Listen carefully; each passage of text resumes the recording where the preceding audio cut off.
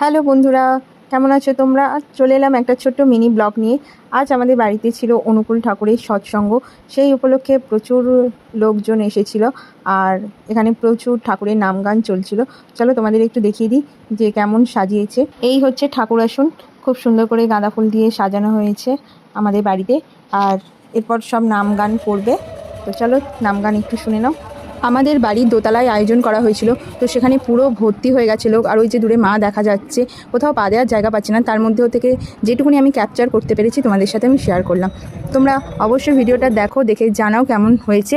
আর আমার পেজটাকে ফলো করে দিও আর চ্যানেলটাকে সাবস্ক্রাইব করে দিও। ঠাকুরের নাম গান শেষে এখন সবাইকে একটু প্রসাদ দেওয়া হচ্ছে।